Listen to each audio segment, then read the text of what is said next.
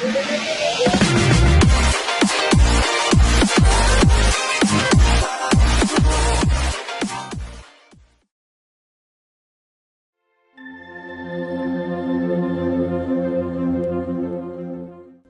16 साल पुरानी बात है, लेकिन मुझे कल की तरह याद है। मेरी माँ हिंदू थी, बाप मुसलमान। मुझे इस बात का इल्म नहीं कि इन दोनों की शादी आपस में कैसे हुई थी, लेकिन बाद में इसका इल्म हुआ कि ये स्वामी मेरे बाप का दोस्त था। दोनों जुर्म की दुनिया के दो ऐसे किरदार थे जिनसे पुलिस के फाइल भरे रहते थे। वो औरत जो मेरी माँ थी, शायद पहले इसी स्वामी की दाश्ता रही होगी। इसने मेरे बाप से शादी की और मेरी वालिदैन बड़ी खामोश जिंदगी बसर करने लगे। स्वामी को इस बात का बहुत गुस्सा था। इसने खुदा जाने कैसे मेरे बाप को तलाश किया और एक रोज इसे पकड़कर पुलिस मुकाबले में मरवा डाला। ये स्वामी जो कभी मेरे बाप का मुजरिम साथी था, अब इस स्वांग के साथ दुनिया के सामने आ गया। जब मेरा बाप मारा गया तो मेरी उम्र 8 साल थी। मेरे बाप के कत्ल में मेरी मां बराबर की हिस्सादार थी और स्वामी महाराज इसे अपने साथ ही आश्रम में ले आया।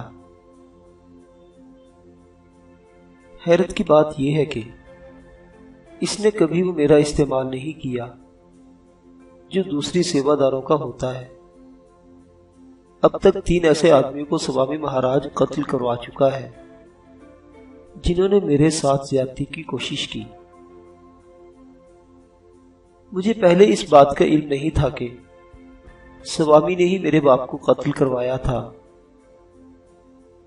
10 साल पहले ये बात स्वामी के एक पुराने साथी ने शराब के नशे में बता दी थी। तब से मेरे मन को एक बेकरारी सी लगी रहती है। मैं इस धर्म को बहुत नजदीक से देख चुकी हूँ। ये पछतावा है कि मैं एक मुसलमान की बेटी होकर एक हिंदू औरत की जिंदगी गुजार रही हूँ। मेरी जान को आ गया है। इसकी आवाज भर्रा गई थी। इसने बड़ी हिम्मत से खुद पर काबू पाया हुआ था। शेर आलम और बशीर के दिलों की धड़कन जैसे रुक गई थी। वो मबहूत यकटक गीता नजरी की तरफ देखे जा रहे थे, जिसने अपने लंबे चोले की आस्तीन से अपने आंसू पूछे थे। चांदनी में आंसुओं से धुला इसका चेहरा चांद ही का हिस्सा मालूम हो रहा था। शेर आलम को अब इस बात की समझ आने लगी थी कि इस घनौने धंधे में रहने के बावजूद अभी तक गीता नजरी के चेहरे पर मासूमियत क्यों जिंदा है। इस आश्रम में एक से बढ़कर एक खूबसूरत कुनैया मौजूद थी, लेकिन इनका हुस्न फिल्मी अदाकाराओं जैसा था जो पर्दा स्क्रीन कुछ और अपनी जिंदगी में कुछ और दिखाई देता था। गीता नजरी हमेशा इन सबसे अलग थलग दिखाई देती थी। इसका हुस्न लाजवाल था, हमेशा जिंदा रहने वाला। मैं अब एक पल के लिए यहां नहीं ठहरूंगी। तुम्हें मुझे भी अपने साथ पाकिस्तान ले जाना होगा। अगर तुमने ऐसा ना किया तो मैं खुदकुशी कर लूंगी और मेरी मौत के जिम्मेदार तुम होगे। तुमने मुसलमान होते हुए मेरी मदद ना की। अभी तक वही बोले जा रही थी। शेर आलम और बशीर के मुंह से एक लफ्ज भी नहीं निकला था। मैं तुम्हारी मदद करूंगा। अगर खुदा ने अभी तक तुम्हारे दिल में ईमान की शम्मा रोशन रखी है तो दुनिया की कोई ताकत तुम्हारा कुछ नहीं बिगाड़ सकती। शेर आलम ने बड़े मुसम्मम इरादे से कहा। इसकी बात नामुकम्मल ही थी जब इन्हें दूर से एक जीप की रोशनियां इस समत बढ़ती दिखाई दी। कौन हो सकता है? बशीर के मुंह से बेसाख्ता निकला। दोनों के जहनों पर अभी तक नथुराम की लाश सवार थी। सबसे पहले इन दोनों के दिलों में चोर की दाढ़ी में तिनका के मिस्ताक यही ख्याल आया कि कहीं नथुराम पुलिस को मुतल्ला करके तो नहीं आया था और ये पुलिस वाले इनकी गिरफ्तारी के लिए ना आ रहे हो। तुम दोनों अंदर चलो, गीता नजली ने इन्हें हाथ के इशारे से कहा। दोनों ने अंदर जाने के बजाय मंदिर के महफूज कोने में छुपकर बैठ रहना ज्यादा मुनासिब जाना। वो नहीं चाहते थे कि बेबस परिंदों की तरह पुलिस की गिरफ्त में आ जाएं। दोनों ऐसी जगह छुपे थे जहां से वो जीप सवारों को आसानी से देख सकें और खतरे की सूरत में वहां से भाग भी जाएं। जीप गीता नजली के नजदीक आकर रुक गई। इसमें बरामद होने वाली हस्ती पर एक नजर पड़ते ही ये दोनों कदरे मुतमईन हो गए। ये मदन लाल था। लेकिन मदन लाल तो बॉर्डर सिक्योरिटी फोर्स का डिप्टी कमांडेंट है। इसे तो पसे पर्दा रहकर इन लोगों की मदद करनी थी, फिर वो कहां से टपक पड़ा। उन्होंने सोचा, मुझे तो दाल में काला दिखाई पड़ता है। आलमे ने कहा, इसमें तुम्हारा कसूर नहीं, तुम खामखा हर बात पर शक करने लगते हो। बशीर ने लापरवाही से कहा। दोनों ने फिल वक्त वहीं छुपे रहना मुनासिब समझा था। इस बात का अंदाजा उन्होंने कर लिया था कि मदन लाल इस तरफ किसी नेक नियति से नहीं आया। इसके डगमगाते कदम इस अमर की निशानदेही कर रहे थे कि इसने बेतहाशा शराब पी रखी है। गीता नजली, तुम मेरे साथ चलोगी? मदन लाल की आवाज ने दोनों को चौंका दिया। क्यों? गीता नजली तनकर खड़ी हो गई। साली क्या बकती है? क्यों का क्या मतलब? कहा ना मेरे साथ चल। मदन लाल को गुस्सा आ गया था। मदन लाल जी, आप जानते हैं कि मेरी तरफ एक गलत नजर डालने वाले को स्वामी महाराज कुत्ते की मौत मरवा देते हैं। इसने मदन लाल को होश में लाना चाहा। अरे देख लूंगा तेरे स्वामी जी को, जानता हूं मैं इस साले दल्लाल को। भड़वा रंडियों का धंधा करता है साला। जानता हूं मैं इसको और तुझको भी,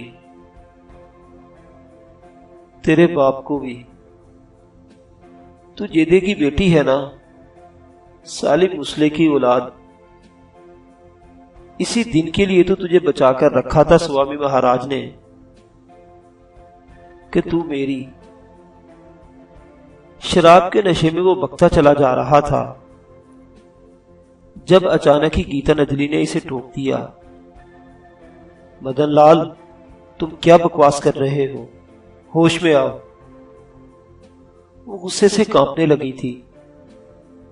साली मुझे होश में लाती है। ये तेरी मां का इस आश्रम है क्या? ये मेरा इलाका है, यहां मेरे हुक्म के बगैर पत्ता भी नहीं हिलता। और तू चल। इसने आगे बढ़कर गीता नजली का बाजू पकड़ा और इसे झटका देकर अपनी तरफ खींचा। गीता नजली ने झटका मारकर अपना हाथ छुड़ा लिया। इस हरकत ने मदन लाल का पारा आसमान पर चढ़ा दिया और दोबारा गुस्से से इसकी तरफ बढ़ा। गीता नजली ने इसका इरादा भांपकर इनकी तरफ भागना चाहा। मदन लाल ने इसके ताकुब करते हुए झुककर अपना पिस्तौल निकालना चाहा। शायद वो अपने पिस्तौल से डराकर इसकी आबरू रेजी पर तुला हुआ था। उसकी इस हरकत को शेर आलम ने नोट कर लिया था। गीता नजली इनके नजदीक आकर रुक गई। शायद इन दोनों के लिए मदद की अपील थी। शराब के नशे में मदहोश मदन लाल अभी तक होल्स्टर से पुलिस पिस्तौल नहीं निकाल सका था। इसका हाथ पिस्तौल के दस्ते पर था और अब भी वो इनके बिल्कुल करीब पहुंच गया था। शेर आलम ने कतई गैर इरादी तौर पर अचानक अपनी जगह से उठकर इस पर छलांग लगा दी और दोनों लुढ़कते चले गए। इस सूरत हाल की संगीनी का अंदाजा बशीरे को हो गया था। अगर मदन लाल को स्वामी महाराज का कोई खौफ भी था तो शराब के नशे ने इसे बिल्कुल बेखौफ और निडर बना रखा था और वो बहर सूरत अपनी शैतानी इरादे पर अमल करना चाहता था। इस बात का अंदाजा इसकी गुफ्तगू से हो गया था कि वो गीता नजली के बाप को जानता था और इसे इस बात का इल्म था कि गीता नजली बाकिरा खातून है। मदन लाल इन तीनों को अगर गोलियां मारकर मौत के घाट उतार देता तो कोई इसका कुछ नहीं बिगाड़ सकता था।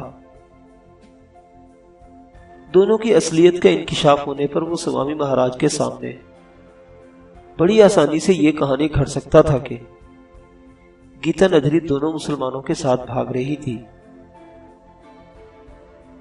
मदन लाल और शेर आलम गुत्था गुत्था थे। जब शेर आलम को गीता नजली की आवाज सुनाई दी, इसे मार डालो, इस मूजी दरिंदे को मार डालो, इसने बहुत मुसलमानों का खून बहाया है, इसे मार डालो, वो वहशियाना अंदाज में चीख रही थी।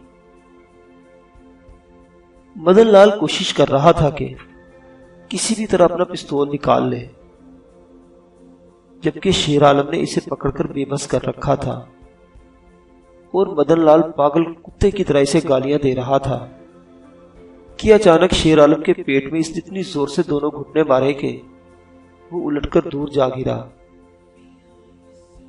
इस दरमियान इसे अपना पिस्तौल निकाल लिया था। अचानक ही एक खौफनाक बिजली की कौंधे की तरह बशीरे के दिमाग में लपका।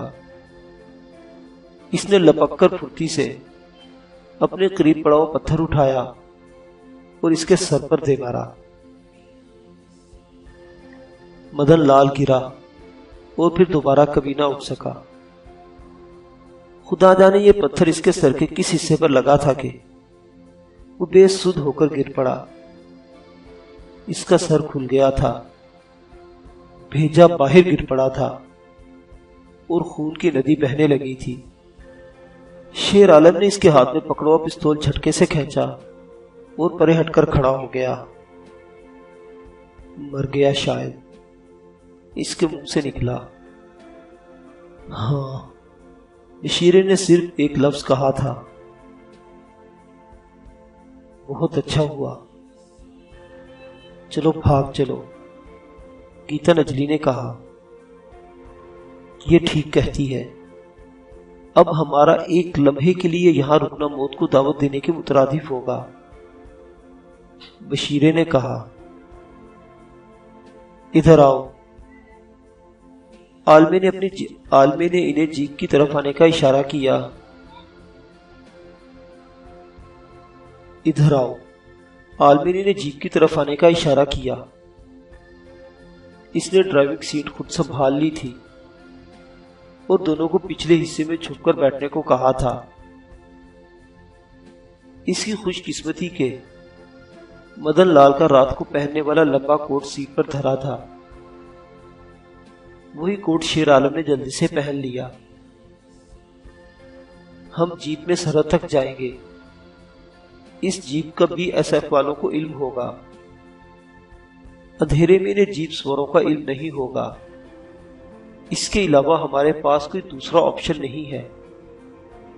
इस बात का तो BSF वालों को इल्म है कि इनका डिप्टी कमांडर जीप लेकर निकला है और इसे वापस भी आना है। आलमी ने जीप का इंजन स्टार्ट करते हुए कहा, मुझे इस इलाके की चप्पे चप्पे की खबर है। हम इंशाअल्लाह निकल जाएंगे।